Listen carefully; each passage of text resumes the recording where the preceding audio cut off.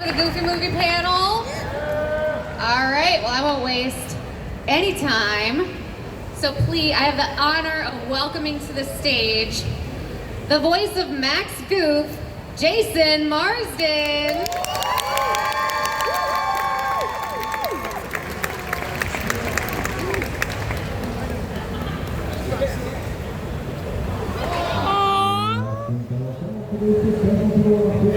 Please welcome the legendary voice of Goofy and Pluto, Bill Farmer.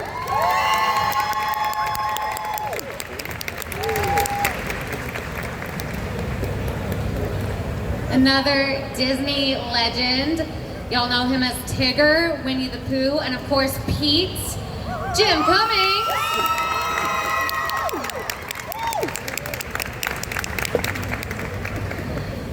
And another legend in the industry. Y'all know him as PJ. Please welcome Rob Paulsen.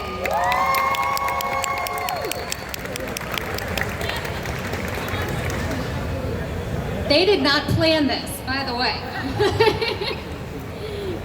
Next time y'all have to plan it to where all four of you wearing the shirt. Sit down, yeah, have a seat. Or we could do it standing, it's up to y'all. No, nonsense. All right, so we are in New Orleans. We are in my favorite city, my hometown. All of you have been here before this weekend, correct? Yes. Jim, you actually lived here for a while. Do you want to talk about that for a second? Well, I lived here for a heck of a long time. Had a house in Algiers, sold a couple years ago. I designed, Mardi Gras floats for Comus, Momus, and Proteus. Anybody ever heard of them? Say yes, Dan. Thank you. But yeah, that was during my misspent youth, and I loved every minute of it. And now I'm misspending my old age, and I'm loving every minute of it. How y'all doing? Yeah, all right. Yeah, you're right. And Billy, you said that you were here for Mardi Gras a while back. I've been here for Mardi Gras and a few Disney. We came down with Disney to work with John Goodman, who I guess lives here. And unfortunately, they couldn't get us in on the day that he wanted to do it, which was on a Friday. We came in on a Wednesday and went home on a Sunday, so we had to party the rest of the time to keep ourselves busy, which was a lot of fun. I'll never forget that. Did you go to Johnny B. Good's? I don't know. I was probably drunk. Well, that was his bar. He had a joint called Johnny B. Good's. If it's in New Orleans, we may have gone there. Yeah, we don't know. Yeah. You don't remember, that's a good sign.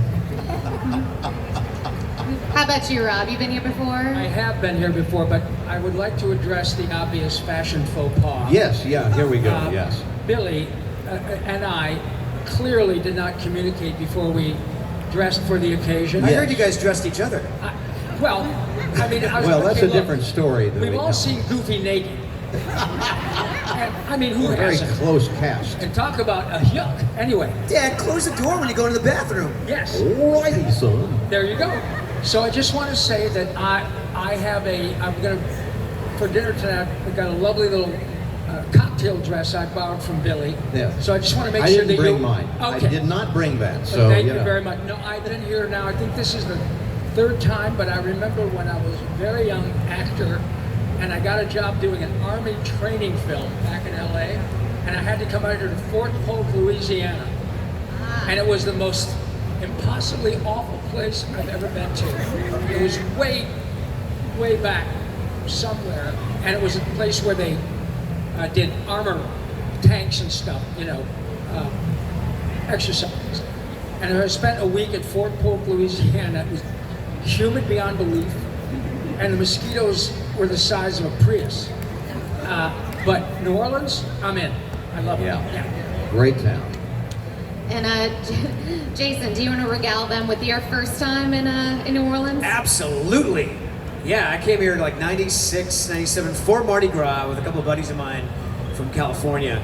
And oh my gosh, absolutely loved it. I did all the things, I drank all the things, I got the beads the right way and the wrong way. I got really hammered. The first time I ever said, no, I'm not drunk, was here in New Orleans. And on Fat Tuesday, yes, I spent it under the sink in my hotel room, passed out because I did a little too hard. Yeah. He thought he was dancing, and then somebody stepped on his hands. Yes. It's such a lovely vision for all the children in here. Yes. That's Really really nice. nice but story. but I will say, and who in the audience is actually from here? All right, dig Okay, it. quite a few, I tell yeah. you, I recognized, even though I was in the haze of all the good times, I recognized, oh, there is a lot more to this city than Mardi Gras. That Mardi Gras is huge, but there's a lot more going on here, and the architecture, the ironworks, the vibe was so spectacular. I was like, I must experience this city again when it's not Mardi Gras and really soak it in. And to my delight, we are an actual item, by the way. I get to visit the city through her eyes. Yeah. Hooray. Thank y'all. Pleasure. Can y'all hear everyone okay? Everyone's good? Okay, excellent.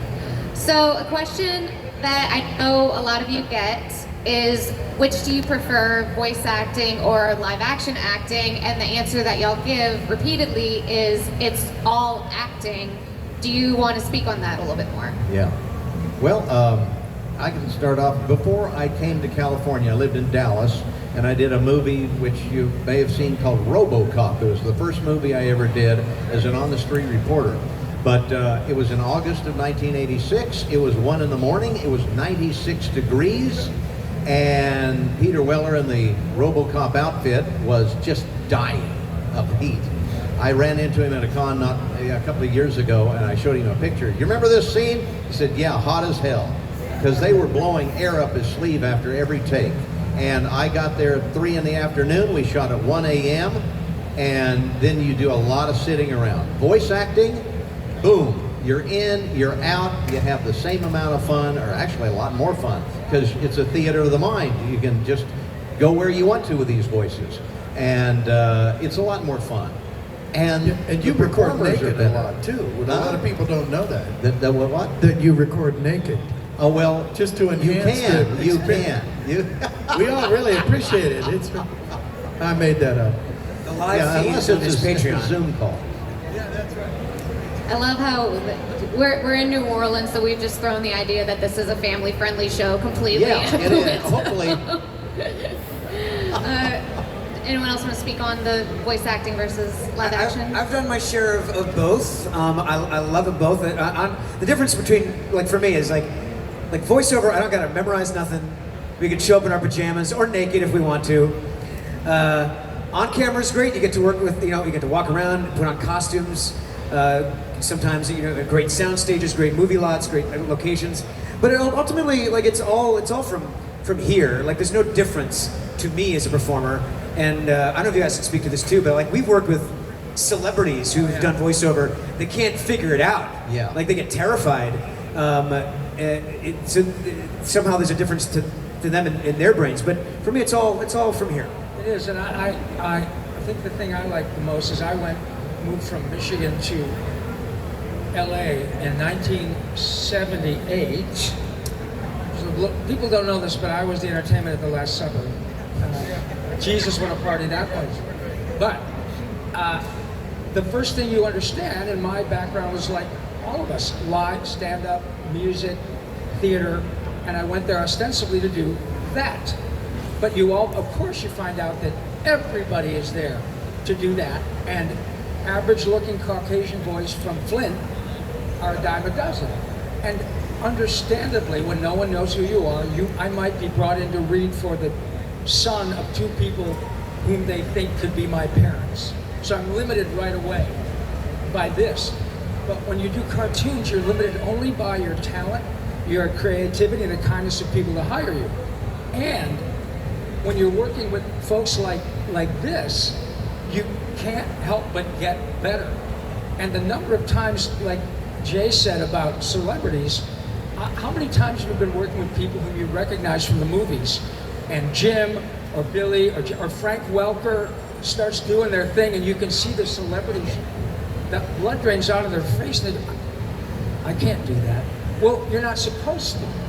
But it is quite remarkable to work with these folks for the last 45 years. I've known Jason since you, 19 or something? I was 12. 12? Yes. I looked like I was 19. Yeah. But, as as Remy said, acting is acting, work is work. We've been rich and we've been poor. Rich is better. However, the Jones to create is the same at 69 and a half as it was at 15. And when you can work with people, I'm the boat that was risen by the high tide. And we can all make that claim with the people whom we grew up with. They're so talented, and you've met many of these events. They're the nicest people with zero pretense, and they're just surprised that so many people love their work. So thank you very much. It's just a gas to know that you guys have watched. Totally. Thank you. All right, we're going to switch gears and talk about the reason that we're all here. A Goofy movie. Question for so I have a question for Rob, Jim, and Billy, and then I have a question for Jason. So the three of you were on a little show called Goof Troop. What was your reaction when y'all heard that they were going to turn it into a feature film? Finally. Yes, it was about time. Exactly. Same here. I mean, I've never done, at that point, I don't think I'd ever done I may have done a couple of animated movie things, but nothing on a big scale like Disney, like these guys. But the thing I remember most about it, in addition to the fact that we had a blast doing Goof Troop, was Kevin Lima and his really remarkable commitment to his vision. And if you guys watch the little documentary called Not Just a Goof, this was a labor of love from Kevin. And he went to bat with the folks in the Ivory Tower who really didn't know who the hell he was. Yeah. And he pushed for, we love Steve Martin. But when the Disney folks said, hey, how about Steve Martin as Goofy? Nothing against Steve. That's Goofy. And it makes a difference. I lost sleep over that, when they came to me and said, they want you to do it in your voice. Yeah. And I had to actually record a couple of days in my voice until they got back, no, that was a stupid idea. Yeah. So they finally did, and they went around the barn back to what they should have done in the first place. Hey, look, they goofed. They did goof on a Goofy movie. I get it. But when you see what Kevin, this was his baby, and he was willing to go to the mat. And you guys have been in, the big ones, Pocahontas, Lion King, the Princess and the Frog, all that. And now, 30 years later, most of you grew up with this movie, and we had no idea of the extent to which this movie connected with you. Right. It's incredible. So, take that, It Disney. Disney. became #1 on Disney Plus this year. And what 30-year-old movie does that? It's due to the fans that love this movie. Thanks. So, kind of leads into my next question. Despite when it came out, it didn't get as much attention as the other movies of the Disney Renaissance, but it has one of the most devoted fan bases I've ever So seen. it's a sleeper, right? I mean, What? it still keeps going and going and going. Yeah. Well, wasn't it like gotta love it. Disney Tunes or what? It wasn't under Walt Disney Pictures. Right. It was under Right. different. It was kind of a cut rate part of the. Yeah, it was in that Or division. TV that they had animation. there, yeah. People And they forget wanted to that see it's- how to save money on the movies, and they didn't really know what they were pushing. So it's like, I think it gets into the politics of, well, the feature film people don't want this one because it's done through TV animation, so they don't want to see it. Right. I don't know, but they didn't And it publicize did so it well near that what they they made should have. another Goofy movie. Yeah. Literally. Yes. Called another Goofy movie. Another- Extremely Goofy. Yeah. I mean, gotta love that. The third one That's should how have you been- know you're doing something right, right? Yeah. The third one should have been yet another Goofy movie. Still another Goofy movie. Still, they could just keep going. It should be a franchise like Game of Thrones. We could do 20 movies. Yes. Yeah. So what is it about, it's like, do you think you could pinpoint what it is specifically about this franchise, about this movie, about this fan base, like why people grew up with it and why it's so, it hits all the nostalgia buttons? Did you say people threw up with it? I mean, I Grew get up that. with I don't know if you didn't like it. No, I think it's the relationship between Goofy and Max. Yes. It's that father-son thing that we were able to capture, and it relates to people. People all the time, without hesitation, people come up to the table at Comic-Cons and say, you know, that movie changed my life. I couldn't talk to my dad. He wasn't my friend. When we watched that movie, it became our movie. We'd play the songs in the car on our trips, and it became our thing. And it brought a lot of people together with their dads. It also let a lot of people know, okay, your father is a man, and he's got his problems, and the kid's got his problems. Try to understand each other. And that came out in that movie too. And there's all the time people come up, you know, when I was a kid, I sided with Max. And now I got kids and I side with Goofy. So it's amazing the way it turns around. Precisely. And just like with Jimmy, when he did the Christopher Robin movie, the relationship and the performances that Jason and Billy did in those movies are spectacular. If you've been a child or a parent, you understand the dynamic. Drop me off here, Mom. Honey, it's snowing outside. I don't care.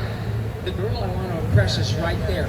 Everybody knows that. And surprise, there's no owner's manual that comes when you're a parent. And honestly, the performances you guys gave were just remarkable. Honest and poignant, and and you can see people when you were talking about how I didn't get along with my dad, people out there going like this. That's a huge deal. And when Jimmy was doing, the reason it's important to me to tell you this, the way I feel, is because we said earlier, acting is acting. When Jimmy did the Christopher Robin movie with Ewan McGregor, I remember telling Jimmy, oh my God, dude, you freaking lit that up. Not a month later, what was it? Vanity Fair came out with a cover story with Pooh and Christopher Robin, Ewan McGregor, and it said there is an Oscar-worthy performance in this movie, and it's not Ewan McGregor. It was Jim. Thank you. And it's the same thing that was with nice. Billy and Jay. That was so nice. Yeah. Because you understand, And it's also irrespective true of whether they when- see you, when you get performances at that level, it transcends the visual. It affects you to your soul, and that's why they're good actors. Thank you, Emmy Award-winning. Hey, multi. That's so true. God bless. Jason, I said I had a question for you. This was your first Disney feature, correct? Yes. You worked with Disney before on Adventures of the Gummy Bears. Yeah, first animated feature. Yeah. First animated Yeah. feature. What were some significant things you learned as an actor while working on this film? And like, did you learn anything from Billy or from Kevin? Man, I just I learned the freedom of play. You know, Kevin was very loose with all of us. I'd never done a feature before. You do a half-hour animation like Goof Troop. It's 4 hours whether you're done or not. That's a lot of time they scheduled, recorded a half hour, and you're done. For a Goofy movie, Billy and I recorded off and on for a couple of years. Yeah. They also gave us the privilege of working with our other fellow actors. I think the first time I ever worked with you was a Goofy movie. It was, and I fangirled out. I was like, "Will you sign my Darkwing Duck coloring book?" And I still have it. Oh, that's great. And Rob and getting to work off of these guys was spectacular. Just learned to take our time and not. And I think growing up, I'm always like, for me personally, I'm always going for like perfection, and I kind of get locked into performance.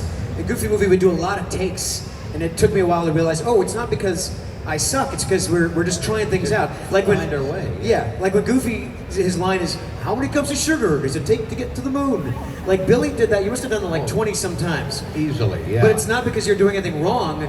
We were just exploring, how do you say a line like that? So we had the time to nurture it and massage it and play with it, and that was a lot of fun. Then I had to learn to compartmentalize that when I go back in a half-hour animation. How many does it take, by the way? Yeah, how many did we figure out? Well, you know the answer to that, or at least you... 3.5.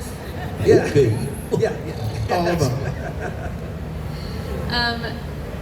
Real quick before we turn it over to audience questions, would y'all like to? Who in here is interested in voice acting? Possibly.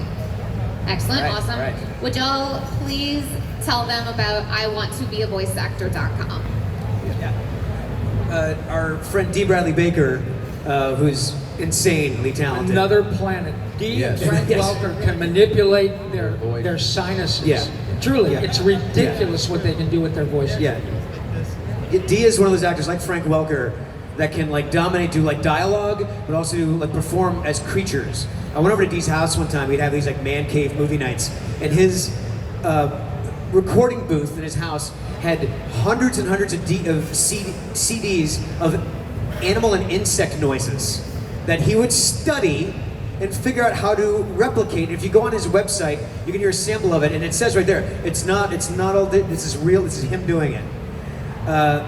I think he was just tired of answering the question, how to become a voice actor, so he made the most comprehensive website you can find with all the resources you'll need. Rob also has a book, or has another book coming out about voice acting. Through Jim's podcast, you can hear a lot of people talking shop about it. Billy has a class that he works on. There's so many resources, but the number one thing that we all agree on at the top is you gotta be an actor. It's like it's no point. Yeah, we all have heard your impression of Mickey. I'm sure Brett has heard it too many times. But you must take acting classes, improv classes, learn how to perform. It's no use having a funny voice unless you can perform with that voice. Yeah, well, Jess Harnell says if you want to be a voice actor, remember it's a small V but a capital A. So there. Jimmy has, you guys have probably seen it, Jimmy has a great podcast called Tuned In with Jim Cummings, on which we've all been a guest graciously. But that's also very helpful because you literally get to hear it from the goofy's mouth. And you'll probably hear the same type of thing over and over again, but it's not mystical. It just requires commitment. And by the way, whether or not, and I know this because all of us started doing it because we couldn't not do it. Yeah, that's right. Music, performing, whatever, 10, 12, 15. Whether you make a dime is not really the issue when you're starting out. You do it because it satisfies your soul. You've heard that Latin phrase, ars gratia artis, which means art for art's sake. And that is the best reason to do it. If you make money, great. But if I were selling insurance, making $2 million a year, I'd be in a rock and roll band on the weekends, or I'd be doing Damn Yankees in community theater or improv. So have fun and do it because it lights you up. Excellent. Okay, if you have a question for these fine gentlemen, I would love for y'all to line up right here. Please do just one question at a time. And while people are lining up, I want to do something a little fun. So, in the voice of your character from a Goofy movie, would you please tell me either what is your favorite thing that you've done in New Orleans, or the best meal you've eaten since you've been here? So what would Goofy say? Well, I guess running around that there French Quarter was a lot of fun. I never found the Quarter, but I found a lot of places to party. Oh my gosh, I need to take more improv classes. Definitely having the beignets and keep my dad from stepping in the puddles. You did that most of the time. I did, yeah. Well, you know, I always say, if you get a good meal in New Orleans, you ought to be ticked off on account of because it should have been amazing. So there you have it. Okay, all I know is that I found a French leaning tower of cheese, and I thought it was pretty good, man. And then my dad is just, don't even get me started about my dad. Also, I found beans. What? I found lots of beans, and they're excellent. They taste great. Excuse me, I gotta hit the head. That's right. All right, sweetheart, coming up. Hello. Hey, how's it going? We're big fans of the movie. I got into the movie because of the music of the film. I think Eye to Eye is like one of the best, songs. How do y'all feel? Like, how has that impacted you guys? I guess the music side. Oh, the music, yeah, I really was, I love the original music in a Goofy movie. An extremely Goofy movie had music, but it was kind of just, it wasn't written for the movie. and I think it lost something because of that. I mean, Tevin Campbell, I didn't get to meet him when we were doing the movie. I did at the 20th anniversary of a Goofy movie, and he sang Eye to Eye live, and we sang The Open Road, and the music's a big part of it. It really is, and Eye to Eye is an amazing song. And I knew that we hit the pinnacle of popularity when my son took me to a Dodgers game just about a month and a half ago. And when it was 1 ball, 2 strikes, 1 out, eye to eye, they'd go dun, dun, dun, dun, you know. I knew, yes, they do that now all the time. One more thing about that, the music, well, Disney's famous for that. The Sherman Brothers, my God. But the music, and Tevin, great guy, all of that. But now, 30 years later, if you had said the music from Goofy movie will be on vinyl, I'd have said you're full of sugar. Because it's all CDs and it's all links and blah, blah, blah. Vinyl is a big deal. And I've signed this weekend probably a half a dozen vinyl albums of Goofy movie music. It's fantastic. You have excellent taste, sir. Thank you. A little story about the music. Did any of you see like the clips of Jason and Billy in The Pacer for the 30th anniversary of a Goofy movie? Yeah. Oh yeah. I was there when they filmed that, and as soon as everybody working the crew was people in their 30s, and you two started singing Eye to Eye together in the car, and the whole song, and I'm looking around, everybody behind the camera, everybody behind me, were tearing up watching these two sing Eye to Eye in person. Because hearing me sing live will bring you to tears. It's yeah. Hi, darling. Hi, my name's Erin. First of all, thank you for the best movie ever. And all through my childhood, y'all did like voices for like all my favorite shows. So my question probably for you, Jason, what do you think happened to Max and Roxanne? Say it one more time. What happened to Max and Roxanne? What happened? What happened to Roxanne? This is like the burning question I get every time, like I killed her or something. What happened to Roxanne? Max, where were you after the Powerline concert? Because she wasn't in the sequel. My theory is like, you know, I mean, young love, we all have like love in high school, but they, you know, maybe drifted apart, maybe she went to a different college. Maybe she was like, you know what, Max, you kind of lied to me to get into my pants, and maybe, She became a nun. Yes. Yeah. You can come up with your own story. That's it. But I love that everyone wants them to stay shipped together. I love that. Yeah. Thank you. Hi. Hey y'all, how you doing? Hey y'all. So, number one, huge fan of everybody. Jim, thank you for voicing Mince in Baldur's Gate 2. Huge fan. But the Goofy movie has always struck me as a father-son type of film.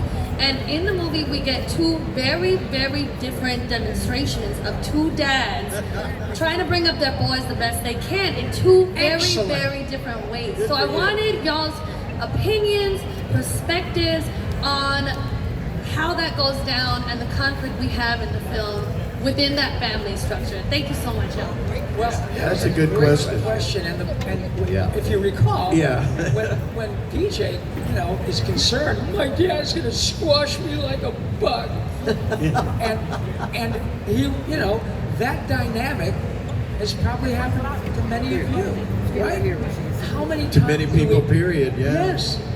Billy and I were just talking about this backstage, where people will come up and have the courage to say the most personal things and say, Mr. Funkberg, but for Goofy movie, my childhood was a mess. And I really, there were times when I thought I can't do this, but you give me an idea of how it could be. I'm a parent now, and I have kind of modeled my behavior about trying to figure each other out from you guys. And then you have the same thing. Well, there you go.